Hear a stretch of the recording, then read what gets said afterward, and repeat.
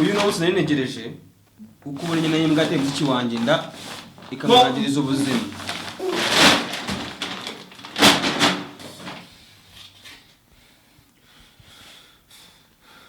Rwe uzi ko uri kumbabaza ubundi ibi n'ibiki urimo mwana.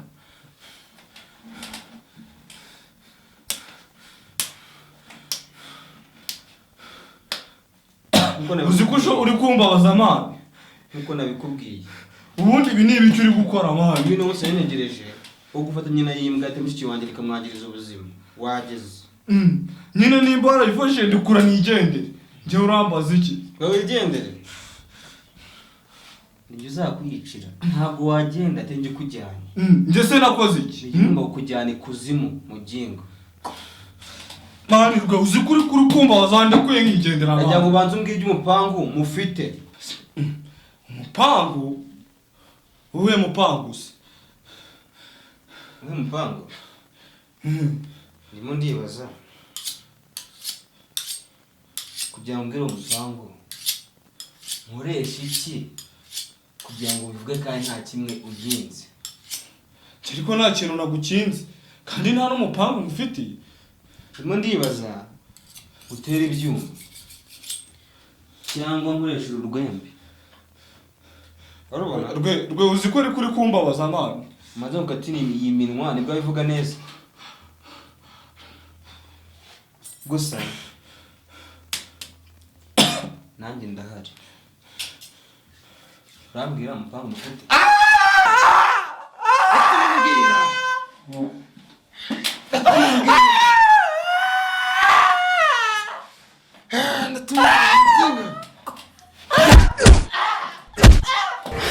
Sheri, nyuma y'igihe kirekire nari ndi mu buzima bw'ishuri. Ibyabaye nyuma yaho warabibonye. Ubu ngubu nicyo gihe wankwereka urukundo rwa nyarwo. Ngukunde, nkukuyakuye, nkwereke urukundo ku buryo bizakurenga. Ibyo abantu bavuga byose nta na kimwe nitayeho. Icyo nitayeho ni umubebe wanjye utwite ndetse nawe kuko ndagukunda. Sheri nanjye ndagukunda cyane. Sheri, reka tubanze turye rero. Mama ataraza? Mama. Sheri, mama yarakaye noneho umujinya afite n'umwe murandura nzuzi. Yarakajwe n'iki? Sheri ntabwo ubizi. Tugiye kwimuka. Kwimuka? Yego. Kubera iki baba? Nuko hano ari heza? Nubwo ari heza buriya dufite amazu menshi, niyo mpamvu bitewe niba imaze iminsi biba nawe warabibonye gushimutwa kwanjye, umusaza wawe Rwemaze hano buri gihe. So rero twicaye njye na mama turaganira nubwo tutabyumvikanagaho neza, aho twafashe umwanzuro wo kwimuka ahantu tukava tukajya ahantu tutazigera twongera kubona mu maso yacu Rwema kuko araturembeje. Naho ibyo yakoze urabizi, nubwo ari musaza wawe ntabwo nawe wamushyigikira mu makosa. None se Sheri si unkunda? Sheri ndagukunda gusa. Nzagukundwa nzagukuyakuya n'abanzi bazabibona ko ngukunda. Usaba ikintu kimwe. Sheri ntacyo wansaba ngifite ngo ni ukukigura. None se ntabwo wabwira mama wawe akadusigira ino nzu hanyuma we na Rufuka bakaba aribo bimuka twe tugasigara hano? Sheri, urajya mu mama na Rufuku bimuke badusiga aha ngaha? Nitwibanire. Naho se Karabo? Karabo? Wese ntabwo azataha? Oya. Ntakiri azataha iwawe. Sheri sinzi, gusa nabonye mama mwishimiye cyane, sinzi niba ari uko cyagiye yanitangiye. Ntawamenya. Sheri, ndagukunda kandi byaba byose nzaguhoza ku mutima, ntabwo nzigera nkwibagira. N'ikimenyetso cyerekana yuko ngukunda, amagambo yose birirwa bambwira urayazi, ariko sinshobora kuyitaho bitewe n'urukundo ngufitiye ndetse n'akabibe kanjye twite. Nanjye ndagukunda cyane. Sheri, no mu ijoro tuzaba tugikundana.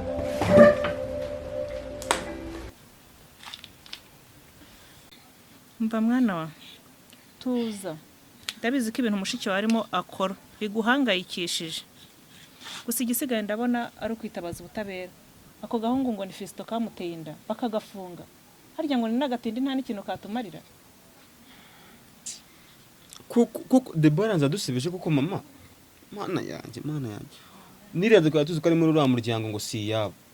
Ubu se koko uriya muryango uri kudufata gute? Gusa ubu ngubu mfite amatsiko y'ikintu kigiye gukurikiraho. Ndi kwibaza wa mukobwa arakora iki nyuma y'byose yakorewe muri uriya muryango. Iranda arayerekeza he koko? Azayishyira uwayimuteye, umugabo wayimuteye azayimushyira. Umva yaguma muri uriya rugo se kandi atari bo bayimuteye bigakunda. Mama, uriya mwana w'umukobwa agiye guhangayika, gusa nahame hamwe niwe wabyiteye.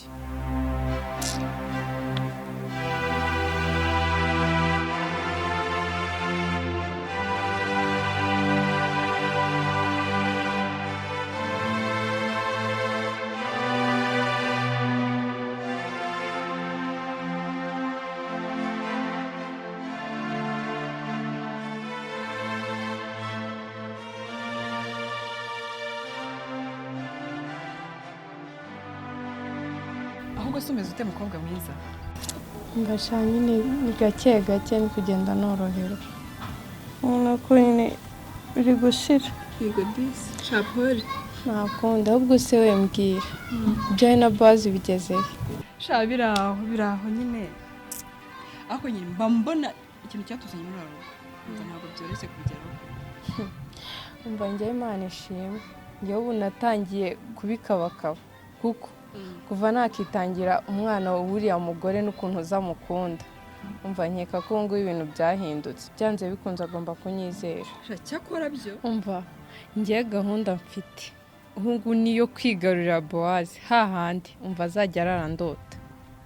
ako wamugani kara nibwo nanjye nzabona rwa rukundo yirwa aririmba mu matwi yanjye nga nkunda, nzabibona uko rungana. Ahubwo ntuzi ikibazo cyavutse kindi kara. Ni ikihe? Umva siwibuka cya gihe igihe mwizanishwaga na Fiston ngo muje gutabara Boaz?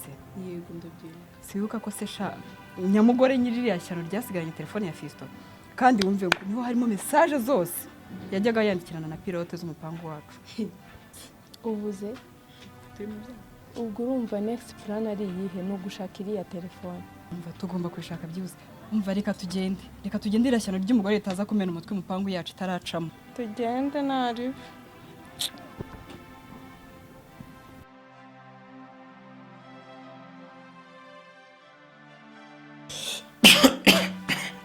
Ndasi yanjye. Man iriya ndasi yanjye ubundi kuki ndi kukubwira ibintu ntubyumva. Ndasi yanjye. Indasi yanjye umutipe Boaz nta muntu utabizi ko iranda ari Boaz uyimuteye. Man uzi kuri kumbabaza indasi yanjye. Ku ishuri nta muntu ahantu hose nta muntu utazi ko inda ari ya Boaz kubera icyo ubundi ndawumbwira kare unshinja kari yanjye. Hanyuma se nimba atari ya wari uhunze ukigiye wirukankaga uva kwa Boaz mu nzira ivi iwabo wajyaga he? Ntabwo ari guhunga. Nta nubwo ari uko naguceka. Amdingo yagiye mama yararwaye mama yarabigusobanura. Nyanya ntabwo ari uko ngo nyanya mama yararwaye mane none uri kunga mane uri no kumbabaza nta nubwo ari uko naguceka. Rero ibintu wankoreye rwo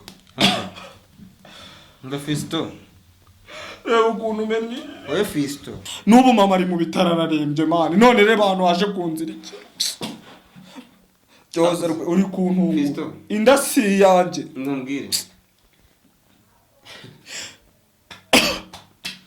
shaka kugira ngo kure bitaguharire kugira ngo umbwire ukuri sibyo cyangwa uvuga ibikurimo ukakomeje kwinangira ngakunyega ko indari yawe si yanjye. Inda ni ya Boaz nta muntu utabizi. Shaka kubona ibintu birenze.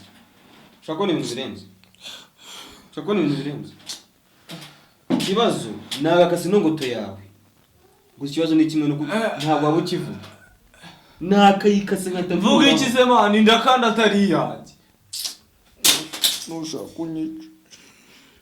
Akoze Fiston. Inda ni ya Boaz si yanjye. Mpamvu utari kwemera.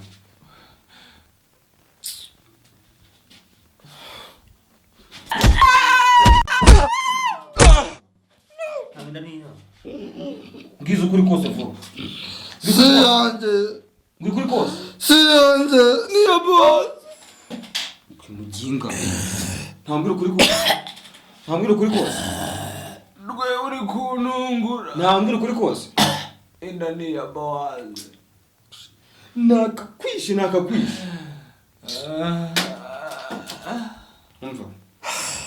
Inda ni ya boss. Ngiye mu rugo.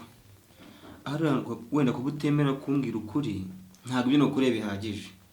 Ntabwo wanyuzwe. Gusa ni ingaruka. Ndakoresha uka byose namabere wenda nyakati. Ndi nkati nyamimwe yimwe. Wenda bwuri bwemere kuvuga.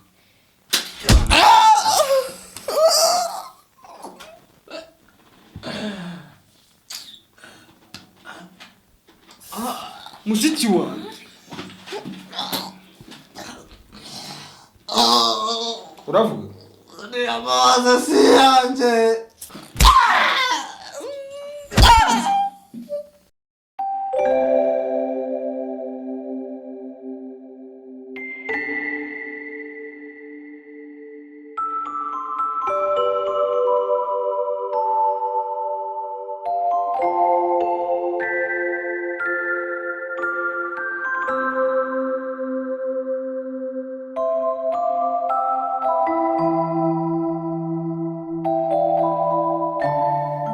Sha Fisto ntababeshye babona ibintu wadushyizemo tutazabishobora pe. Umva Debo wigira impungenge. Ewana wigira ikibazo hejuru yacu hari undi muntu uri ku ruhande rwacu. Uwo muntu rero niwe twizeyeho amakiriro. ahubwo se Shari kuko urakomeje mve mu ishuri koko ngo ngiye muri biriya bintu. Nibe nawe shakara ubuse nge Fisto ko yanegetse kugenda nkaryamana n'irangegerayo mu bakire ngo ikantera inda n'ukuntu nanga abakire bimwe binuka. Umva Debo ubona ukuntu Boaz yerwa kwikubetaho akwiruka nk'ahantu hose. Ndagira ngo amahirwe dufite tuyakoreshe tuyabyaze umusaruro.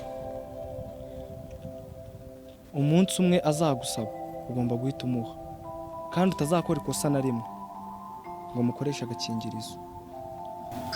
Iriya nzererezi sha yirwe yirata ubukire bw'iwabo yirwe inyuzura abana b'abandi none ngo inantera inda koko. yewe Debo cyane ndumva mbabaje ngo iki ahubwo se Shari njye ubwo ngubwo rore wamitemo ni iyihe ko numva. Umva nkubwire Kara kuva uyu munsi ino tariki ino saha ntuzongere kunyita Sheri. Ibintu byo gukundana tube tubiretse tubanze dushaka amafaranga. Ako koko Fisto nzagende ndyamane na kira gihungu cyo mu bakire kirwa kirata ubukire bwabo kinyuzura abana b'abandi kinantera inda koko.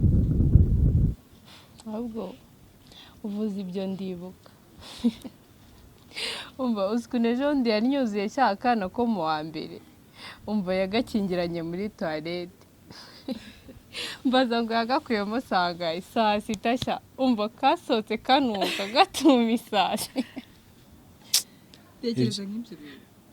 Ibyo ngibyo mwebwe nibyo muzi. Niyo mpamvu natwe tugomba kumwishyura ubugome bwose yakoze. Tukamwereka ko natwe abana bo mu bakeneye ko dutekereza mwana. Ubundi kubera icyo dusuzugura. Shako nibyo. Ase mama, umunsi turarya iki? Kurumva n'inzara iri gukatagura amara. Cyase mwana wanjye uragira ngo nkubwire ngo iki? Ko n'utujumba twari tumaze iminsi turya natwo twashize. Gusa mama, humura bigiye kurangira. Njye nshaka ukuntu nirwa nshaka amafaranga y'ukuntu twabaho. Gusa kintu ugomba kwibagirwa. Ibyo ukana bateye abahungu bateye umukobwa wawe aricyo bazagufasha. Byo byibagirwa rwose. Wibwirwe n'iki mwana wanjye ko unasubije amerwe mu isaha. Gusa hari ikintu ushaka kumfasha. Mama ni icyo ngufasha. Harya se nigeze kumva uvuga ngo ako gahungu kantera umwana inda waragashimuza. Cyane rwose. Nshaka kuzagenda ukajya kunyereka ako gahungu. Kantereye umukobwa inda. Nkakitegereza nkagacishamo ijisho.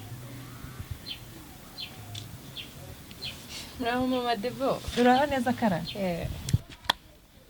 Amakuru y'iminsi ni amahoro nayo mbakumbuye cyane navuze ati reka nze mbarebe ndebe n'ukuntu mumeze rwe wowe urabizi ntabwo turi buvugane ubwo kirajyana mu nzu muri iyi minsi ibintu byarakomeye